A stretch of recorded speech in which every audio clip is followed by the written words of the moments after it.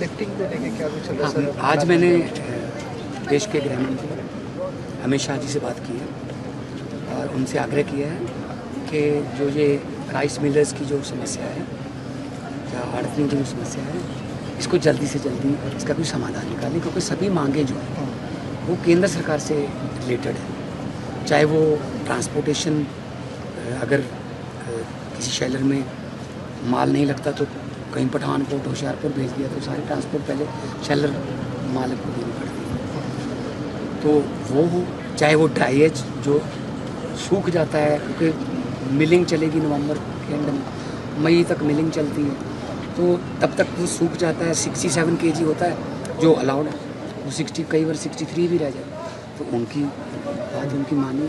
ड्राइएज का जो कंपनसेशन है वो दीजिए, है ना। और पंजाब से रिलेटेड जो उन शेलर वालों का आड़तियों का था, वो हमने लगभग सभी मांगे उनकी पूरी कर दी। पंजाब से रिलेटेड कोई समस्या नहीं है। मैं दिल्ली लेके भी गया था उनको, कल भी उनकी मीटिंग है। मैंने गृह मंत्री जी से, अमित शाह जी से यही आग्रह किया, कल मिलने आ रहे हैं। पंजाब सेंट्रल पूल में सबसे ज़्यादा योगदान देता है, 180 लाख मीट्रिक टन इस बार धान आएगा, लेकिन 120 लाख मीट्रिक टन चावल जो है वो पिछले साल वाला पड़ा है। तो विश्वास टूटा हुआ है उनका राइस मिलर्स का कि पहले वाला नहीं उठाया जी, इस बार क्या क्या होगा। तो पीडीएस में देना है, चाहे आपने एक्सपोर्ट करना है, जैसे भी करना है, हम एफसीआई का माल है, सेंटर का माल है, तो उठाइए उसको। और जहाँ पे स्पेस बने और आगे वाली मिलिंग के लिए जो पहले सर्कल चलता था वो सर्कल चले। हम किसान के साथ हैं, हम आड़तिये के साथ हैं, शैलर वाले सबके साथ हैं। जो धान का जो सीज़न है हमारे लिए सीज़न नहीं है, फेस्टिवल है। इकॉनमी हमारी इस पर बहुत डिपेंड करती है, बहुत आर्थिक जो पंजाब की आर्थिकता है इस पर निर्भर है। तो मुझे उम्मीद है कि आदरणीय गृह मंत्री जी कल उनसे मीटिंग करके उनकी समस्याओं का समाधान करेंगे। और खरीद तो चल रही है, खरीद की कोई दिक्कत नहीं। सीसीएल का पैसा भी हमारे पास आया हुआ है, डीबीटी हो रहा है किसानों के खाते में, तुल भी रही है, तुलवाई भी। मेन प्रॉब्लम है कि शेलर वाले जो कहते हैं कि हमारी मांगे मानो, थोड़ा लिफ्टिंग की कई जिलों में है दिक्कत, वो 1-2 दिन में हल हो जाएगी। और हम पंजाब में क्योंकि गेहूँ भी आ गया आना, गेहूँ में भी हमने बहुत बड़ा योगदान पंजाब और हरियाणा ही देते हैं।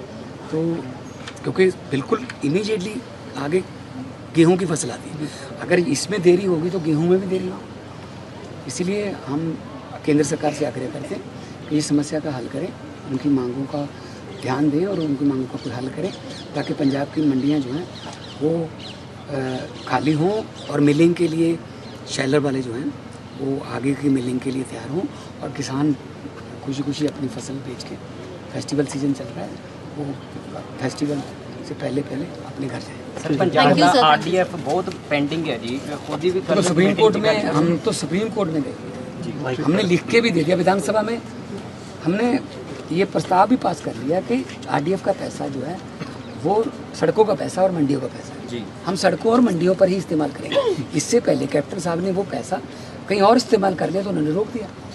हमने प्रस्ताव पास कर दिया विधानसभा में कि आरडीएफ का पैसा आरडीएफ के डिपार्टमेंट के लिए रूरल डेवलपमेंट फंड है, रूरल डेवलपमेंट पर ही लगेगा, ठीक है ना।